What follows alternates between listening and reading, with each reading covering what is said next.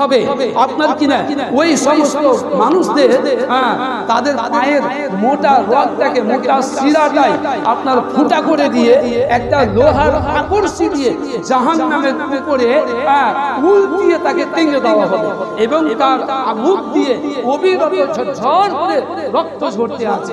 তো আল্লাহ রাসূল সাল্লাল্লাহু আলাইহি সাল্লাম জিজ্ঞাসা করলেন,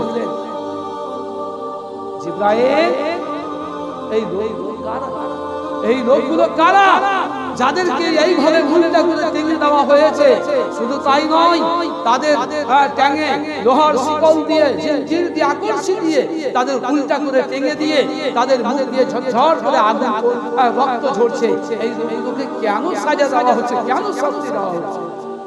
আল্লাহ রাসূল সাল্লাল্লাহু আলাইহি সাল্লাম বললেন, আল্লাহ রাসূল এই সমস্ত লোকগুলোকে এই জন্য সাজা দেওয়া হচ্ছে, এই সমস্ত লোকগুলোকে এই জন্য শাস্তি দেওয়া হচ্ছে যেহেতু এই লোকগুলো সিয়াম রাখার ক্ষমতা ছিল, রোজা রাখার সমর্থন ছিল, এরা রোজা রাখতে পারত, অলসতায় প্রবৃত্তির তাড়নায় পড়ে গিয়ে এরা সিয়াম রাখেনি, রোজা রাখেনি।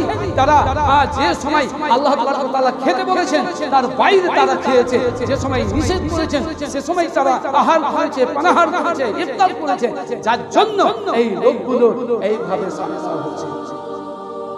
যারা রোজা রেখেছে কিন্তু সূর্য ডুবার আগে পানাহার করে নিয়েছে, নিজের ইচ্ছায় তারা জীবন যাপন করেছে, আল্লাহ রাসূল সাল্লাল্লাহু আলাইহি ওয়াসাল্লাম বললেন এই সমস্ত ব্যক্তিদেরকে এইভাবে সাজা দেওয়া হচ্ছে। তাহলে যারা সিয়াম মোটেই রাখেনি তাদের কি হবে? সম্মানিত ভাই সাহেব, এখান থেকে আমার সংক্ষিপ্ত আলোচনা ইতি করে দিচ্ছি, সময় যেহেতু শেষ করে দিয়েছি।